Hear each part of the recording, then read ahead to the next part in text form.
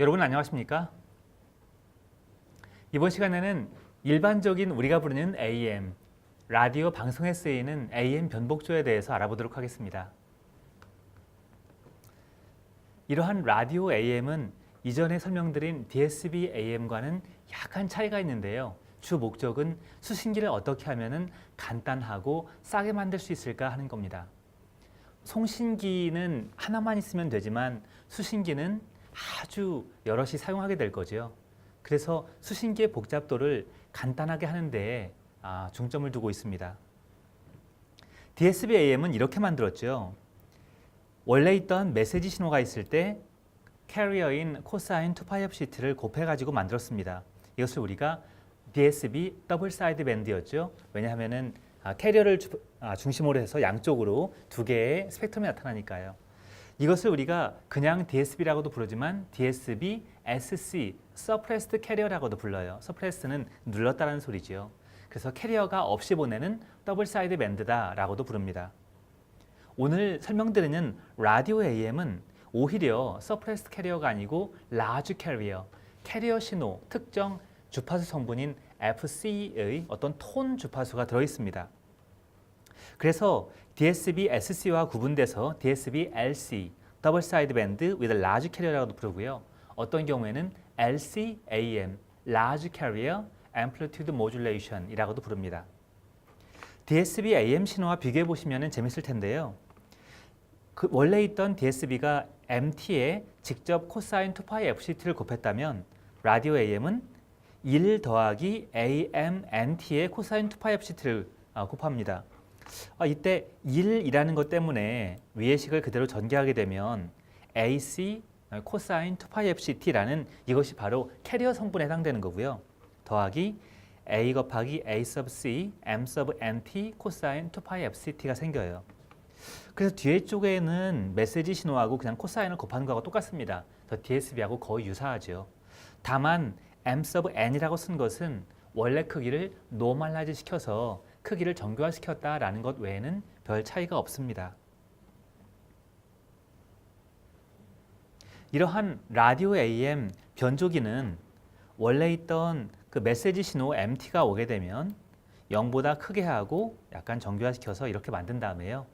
여기 보시면은 이런 사인 웨이브가 있는데 MT라고 가정을 해보죠. 그러면은 이 값 자체가 모두 양의 값이 되도록 값을 더해줍니다. 그러면은 전부 다 최소값이 일단 0보다 커졌죠. 그 다음에 캐리어인 코사인 2파이 FCT를 곱합니다. 캐리어는 주파수가 훨씬 높고 똑같은 앰플리튜드를 가지고 있는 이러한 신호입니다. 두 개를 곱하게 되면 XT는 이렇게 나타나게 되겠죠. 1 더하기 AMNT하고 코사인 2파이 FCT를 곱해줘요. 그 신호를 보면 이렇게 인벨롭이 하나가 생겨요. 인벨롭은 봉투라는 소리죠. 그래서 신호의 겉모습, 둘러싸고 있는 어떤 신호, 이것을 인벨롭 신호라고 부릅니다. 포락선이라고도 우리가 말을 해요. 이러한 포락선 신호 속에 아주 빠른 속도로 움직이는 캐리어 신호, 코사인 신호가 있는 것처럼 보이게 됩니다. 이때 말씀드린 것처럼 M sub NT는 이때 스몰 n을 쓰는 이유는 normalized, 크기가 마이너스 1과 플러스 1 사이로 정교화됐다라는 의미고요. 또한 A는 모듈레이션 인덱스라고 불러요. 변조 지수라고 그러는데요. 변조를 얼마나 심하게 할 것이냐. 0부터 1 사이의 값을 갖고 보통은 백분율 표시를 합니다. 50% 변조를 했다. 그러면 A가 0.5에 해당이 되고요.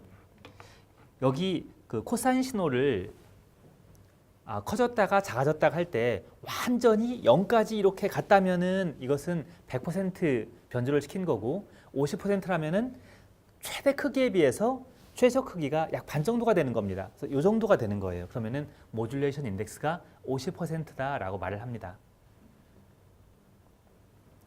이러한 변조 지수를 정의해 보자면 변조 지수 A는 반송파가 나르는 메시지 신호의 상대적인 크기 비율을 나타내는데요. 그러기 전에 우리가 일부러 이 변조 지수가 의미를 갖도록 원래 있던 메시지 신호 MT를 정교화를 시켜서 MNT로 만들어 놓고 변조 지수를 적용을 했습니다.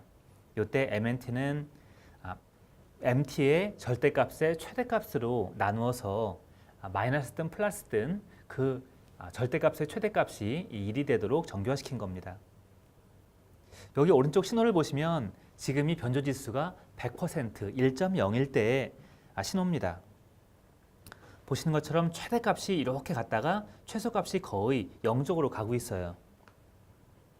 한편 변조지수가 0.5, 50% 변조인 경우에는 최대값이라면 여기가 되겠죠. 최소값이 여기가 될 겁니다. 이 차이가 약 반 정도가 됩니다. 그 비율이 반 정도가 됩니다. 또 변조지수가 20% 즉 0.2라면 이렇게 훨씬 더 차이가 덜 하게 되겠죠. 이러한 부분을 매트랩 스크립트로 나타내 보도록 할까요? 언제나 그래프를 그리기 위해서는 샘플링 프리퀀시를 정해 주셔야 됩니다. fs는 1000으로 놨고요. 샘플링 피리어드는 그 역수가 될 겁니다. 캐리어 프리퀀시는 일부러 10Hz를 잡았고요. 시간은 약 1.2초를 잡았습니다. 그리고 메시지 시그널은 사인 파형으로 썼고요. 캐리어 시그널은 코사인 신호 2파이 FCT로 썼습니다. 여기 때 메시지 시그널은 1Hz짜리죠. 그리고 캐리어 시그널은 10Hz로 표시하기로 했습니다. 이제 모듈레이션 인덱스를 1, 0.5, 0.2를 적용을 해보면 이렇게 되겠죠. 1 더하기 M, 메시지 신호가 요거 사인 파형이었고요. 곱하기 C, M 앞에 있는 개수가 1이고 0.5고 0.2죠. 이렇게 세 개의 신호를 만들었습니다. 그리고 플롯으로 나타냈습니다. 이건 X축을 그리기 위한 명령이고요. 그리고 범위를 정해줬습니다. 이렇게 만든 AM 신호, 라디오 AM 신호의 스펙트럼은 이제 보시면 XF가 원래 AC 1 더하기 AMNT 코사인 2파이 FGT의 프렛 트랜스폼으로 이렇게 표현이 될 텐데요. 이 소개가 캐리어 성분과 그리고 이러한 성분으로 나뉘어지게 되겠죠. 그러면은 캐리어 성분은 코사인이니까 코사인 스펙트럼이 나타나고 또 메시지 스펙트럼도 나타날 겁니다. 우선 메시지 스펙트럼부터 보면 MN이 마이너스 FC와 플러스 FC 쪽으로 나뉘어져서 들어갔다는 것을 알 겁니다. 그래서 마이너스 FC 쪽이 요게 해당되고요. 플러스 FC 쪽이 요 스펙트럼입니다. 양쪽에 있고 여기에 더해져서 지금까지는 DSB하고 차이가 없습니다. 그런데 바로 요 점이 차이가 있습니다. 캐리어 성분, 붉은색으로 표시한 캐리어 성분이 델타 함수로 마이너스 FC와 플러스 FC에 선명하게 나타나죠. 한편 수신기는 RT라는 수신 신호를 받았으면 거기에 코사인 2파이 FCT를 곱해서 동기 복조를 할 수 있습니다. DSB 복조기하고 똑같죠. 그러면은 RT가 그대로 보낸 것이 왔다면 이렇게 될 거고요. 거기에 똑같은 주파수 코사인 2파이 FCT를 곱하고 나면 결국에는 이러한 기저대역 신호와 그리고 높은 주파수 성분으로 나뉘어질 겁니다. 로우 패스 필터링을 통해서 높은 주파수 성분을 제거를 합니다. 그리고 나면 원래 보내고자 했던 메시지 신호와 그다음에 DC 성분이 남겠죠. 그걸 DC 성분을 제거를 하고 나면 원래 있던 메시지 신호를 복구해낼 수가 있습니다. 그런데 이렇게 하는 것은 DSB 복조기하고 똑같고 수신기의 복잡도가 전혀 줄지가 않았죠. 그래서 어떻게 하면 간단하게 수신기를 만들 수 있을까? 그것이 비동기식 복조 방법입니다. 이 비동기식 복조 방법은 아주 간단해요. 우선 다이오드를 이용해서 절대값을 취합니다. 절대값을 취한다는 얘기는 마이너스 쪽으로 오는 신호가 통과되지 않는다는 얘기하고 똑같고요. 여기서는 다이오드 하나만 표시를 했지만 다이오드 4개를 써서 full rectifier, 전파 정류기라고 부르는데요. 마이너스 쪽으로 오는 신호도 위쪽으로도 올릴 수가 있습니다. 여기서는 간단하게 설명드리기 위해 일부러 다이오드 하나만 써서 양의 신호만 통과시키고 음의 신호는 차단을 했습니다. 그렇게 한 다음에 RC 필터로 아주 간단한 로우 패스 필터를 만듭니다. 저항과 콘덴서, 다이오드로 이루어진 아주 간단한 수신기가 되죠. 이것을 우리는 프락션 건파, 즉 아까 변조 신호인 이렇게 겉으로 움직이는 그 모양이 있었죠. 그 껍데기만 검출하기 위한 검파기라는 뜻입니다.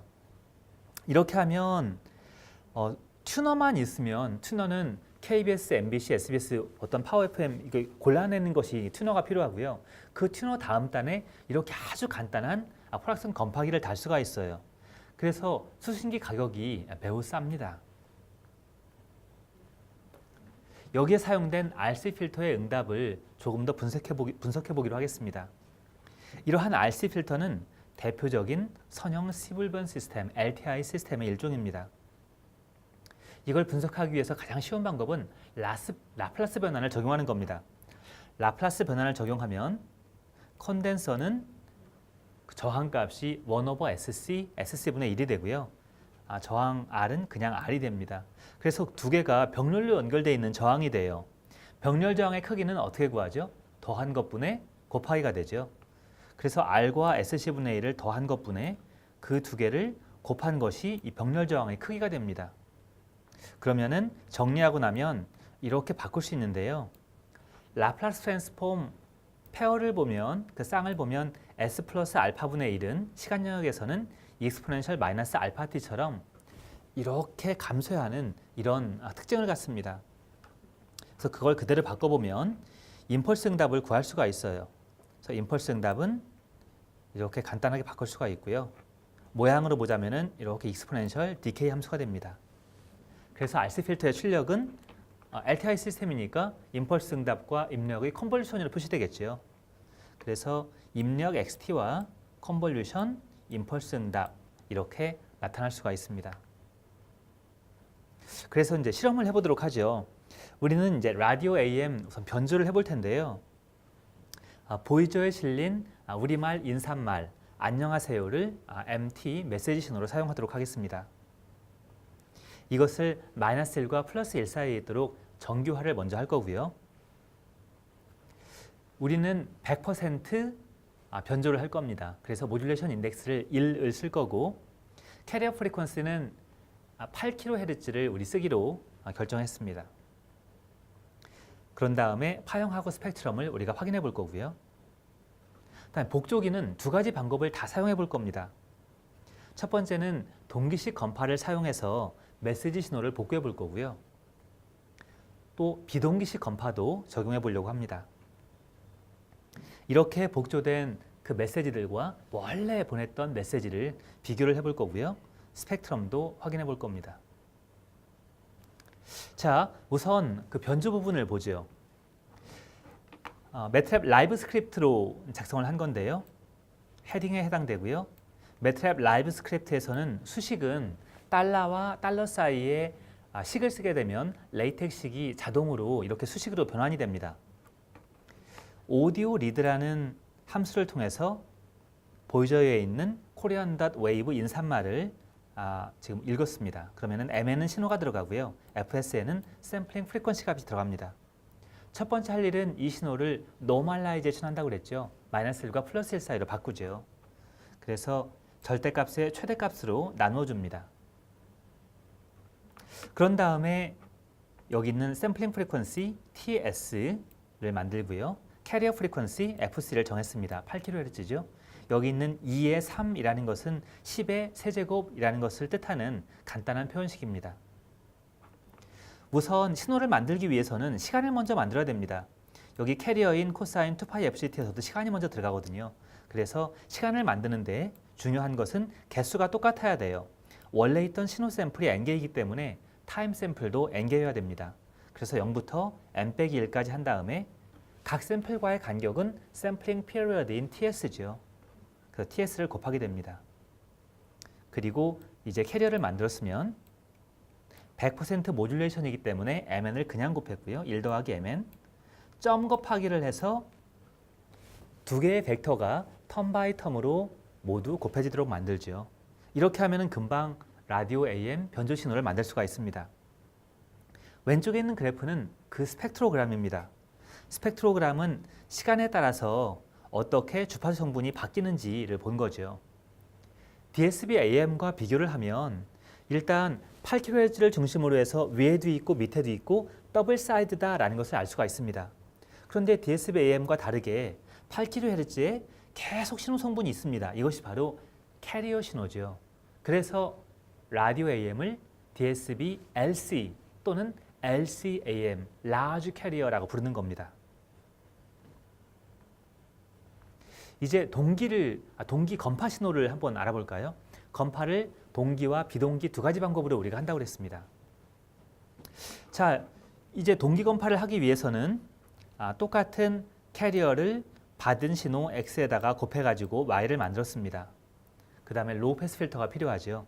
이 로우 패스 필터는 예전에 저희가 디자인한 4kHz에서 자르는 HELPF 4K 필터를 읽어와서 사용을 하겠습니다. 그리고 필터 명령을 통해서 컨버전을 시키고요. 그러면은 이제 로우 패스 필터링이 됐죠. 그러고 나면 약간 DC 성분이 있을 수가 있어요. 이 DC 성분이 나타나는 이유는 다양한데요. 로우 패스 필터가 하이 프리퀀시 성분은 잘라주지만 DC 성분을 잘라주지는 않거든요. 그래서 아까도 구조해 보시면은 맨 나중에 DC 블러킹이 필요하죠. 이 DC 값을 얻기 위해서 처음 신호가 없는 구간에서만 평균을 구해서 어느 정도 DC 값이 있는지를 먼저 알아냅니다. 그리고 전체 신호 Y1에서 DC 값을 빼죠. 이것이 DC 블러킹에 해당됩니다. 그리고서 노멀라이즈 시킨 다음에 다시 한번 원래 보냈던 신호와 비교를 해봤습니다. 그래프에서 파란색 신호가 원래 신호고요. 빨간색 신호가 동기 건파 신호예요. 두 개가 거의 겹쳐 있는 것을 볼 수가 있습니다. 그러니까 원래 신호와 거의 동일하게 건파됐다는 소리입니다. 이번에는 비동기 건파를 해보죠. 비동기 건파는 포락선 검출에 해당된다고 그랬고 아주 간단한 하드웨어를 이용한다고 말씀드렸습니다. Non-coherent envelope detection인데요. HRC가 바로 RC 필터의 그 특성, 임펄스 리스판스입니다. 그러기 전에 먼저 다이오드를 통과시켜야 되겠죠. 다이오드에서는 들어온 X값이 0보다 큰 것만 출력으로 가게 만들었어요. 그게 이 문장입니다. 보시면 X가 0보다 큰 값만 Y에다가 복사를 하죠. 그래서 Y2 속에는 X 신호와 똑같지만 0보다 큰 것만 옮겨져 있습니다. 그리고 RC 필터로 만든 HRC를 갖다가 필터링 하죠. 역시 DC 블러킹이 필요합니다. 그래서 DC 평균을 구한 다음에 빼서 정교화시켜서 그래프를 그려봤습니다. 우선 첫 번째 느낄 수 있는 것은 동기 건파 신호에 비해서 상당히 노이즈가 심하죠. 그래서 음질이 많이 나빠졌겠구나 라는 걸 알 수가 있습니다. 이 부분은 원래 신호가 없는 부분인데도 불구하고 상당히 이렇게 하이 프리퀀시 성분이 있죠. 이런 것은 R과 C 값을 조절을 해서 어느 정도 줄일 수는 있습니다. 이렇게 해서 비교를 해봤더니 원래 있던 이 파란색이 이제 원래 신호인데요. 지금 비동기 건파 신호하고 비교할 때 약간 차이는 나지만 전반적으로 같은 경향을 갖는다는 걸 알 수가 있어요. 그리고 스펙트럼도 그려봤더니 아직도 8kHz와 아주 높은 주파수 성분이 남아 있습니다. 물론 베이스밴드만큼 강하진 않아요. 좀 약해져 있는 것이 보이죠. 이렇게. 그래서 RC 필터가 완벽하게 높은 주파수 성분을 다 없애지는 않는구나 라는 걸 알 수가 있습니다. 이 세 가지를 한번 비교해 보도록 하지요.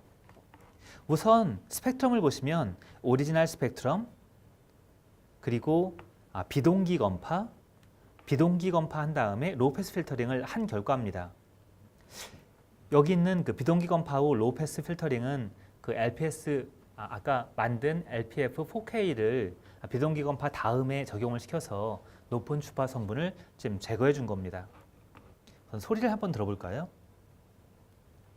원래 신호는 이랬습니다. 안녕하세요. 이것을 그냥 비동기 건파만 썼을 때는 어떻게 될까요? 안녕하세요. 상당히 하이 프리퀀시 성분이 귀로 들리는 것을 알 수가 있고 거슬린다는 걸 알 수가 있습니다. 로우 패스 필터링을 하고 나면 안녕하세요. 거슬리는 부분이 많이 없어졌다는 걸 알 수가 있죠. 전력 효율 면에서 보자면 라디오 AM 신호는 DSB AM 신호와 비교해서 조금 더 좋지는 않습니다. 라디오 AM 신호는 이렇게 AC에다가 1 더하기 AMNT 코사인 2파이Ct로 나타난다고 그랬고요.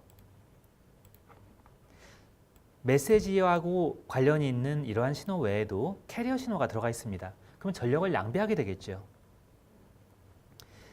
그래서 전력 효율을 어떻게 정의를 하냐면 전체 전력을 우리가 PX라고 불렀고요. 전체 전력분의 메시지 성분만, 여기 메시지 신호 성분이 있는 그곳에 있는 파워만 분자에다 갖다 놓고 전체 비율을 파워 이피션시, 전력 효율이라고 정의를 합니다. 이 식을 전개를 해보면 결국 오른쪽과 같이 되는데요. 1 더하기 A제곱 그리고 메시지 신호의 전력, 그 분자는 A제곱 곱하기 MNT가 돼요.